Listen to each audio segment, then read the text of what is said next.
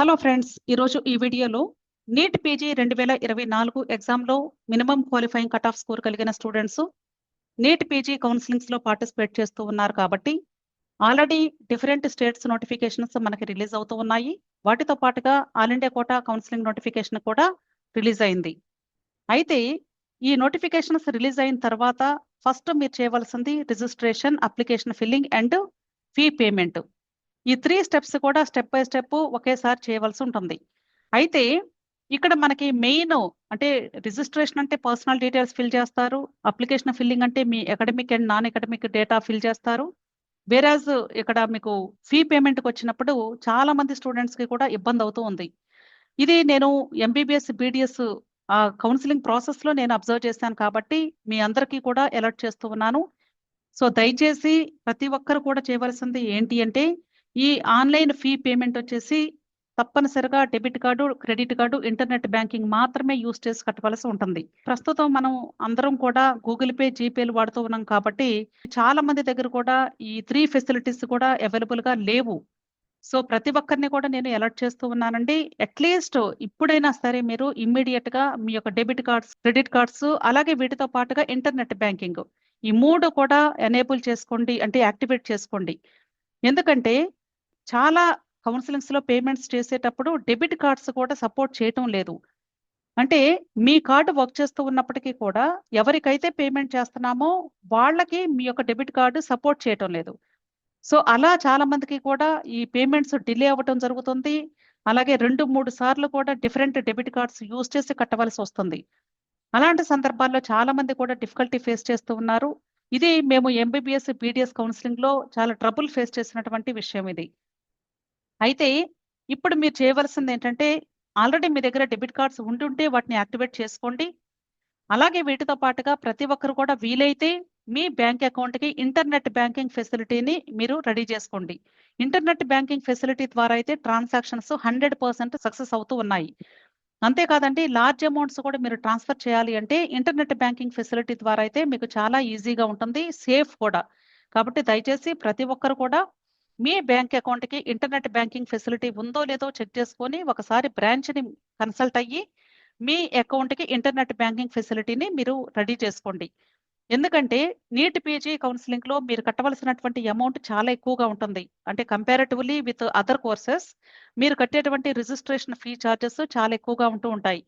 Main deemed యూనివర్సిటీకి ఎవరైతే participate చేయాలి అనుకుంటున్నారో అలాగే స్టేట్ కోటా కౌన్సిలింగ్స్ లో కూడా B category, C category and institutional కోటాలో పార్టిసిపేట్ చేయాలి అనుకునే స్టూడెంట్స్ తప్పనిసరిగా మీరు ఖచ్చితంగా ఈ డెబిట్ కార్డ్స్, క్రెడిట్ కార్డ్స్ లేదా ఇంటర్నెట్ బ్యాంకింగ్ ఫెసిలిటీ మాత్రం ఖచ్చితంగా మీకు యాక్టివ్గా ఉండేలాగా చూసుకోండి.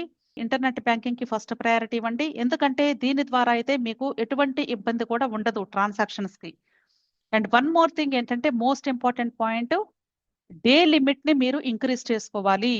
ఎవరైతే పేమెంట్ సీట్ కోసం ప్రయత్నిస్తూ ఉన్నారో వాళ్ళు ఖచ్చితంగా మీరు డే లిమిట్ ని 10 lakhs కి మీరు ముందుగానే అరేంజ్ చేసుకోండి, ముందుగానే పెంచుకోండి. అంటే బ్యాంక్ వెళ్ళి మీరు అప్లై చేసుకుంటే 10 lakhs కి జస్ట్ వితిన్ 24 hours లో మీకు యాక్టివేట్ అవుతుంది. సో డే లిమిట్ అనేది మినిమం 10 lakhs కన్నా మీరు పెంచుకుంటే సేఫ్ అండి. ఎందుకంటే ఆన్లైన్ ట్రాన్సాక్షన్స్ చేసేటప్పుడు ఆల్ ఇండియా కోటా కౌన్సిలింగ్ లో డీమ్డ్ యూనివర్సిటీస్ కి పర్టికులర్ గా మీరు సెక్యూరిటీ డిపాజిట్ అమౌంట్ కూడా అడుగుతుంది కాబట్టి అక్కడ 2 lakhs ఎక్స్ట్రా పే చేయాల్సి ఉంటుంది. కాబట్టి దయచేసి మీరందరూ కూడా 2 lakhs ఎక్స్ట్రా పే చేయాలి. అది కూడా సింగిల్ పేమెంట్ మాత్రమే చేయాల్సి ఉంటుంది, అంటే సింగిల్ ట్రాన్సాక్షన్. వీటితో పాటు అదర్ స్టేట్స్ లో కూడా మీరు పేమెంట్ సీట్ కి ప్రయత్నిస్తూ ఉన్నప్పుడు ప్రతి స్టేట్ లో కూడా మీకు సెక్యూరిటీ డిపాజిట్ అమౌంట్ అడుగుతూ ఉంటారు.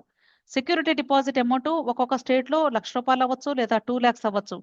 సో ఎంత అమౌంట్ కట్టవలసి వచ్చినా సరే మీరు మీ యొక్క ఆన్లైన్ ఫెసిలిటీ ప్రాపర్ గా ఉంటేనే మీరు చేయగలుగుతారు.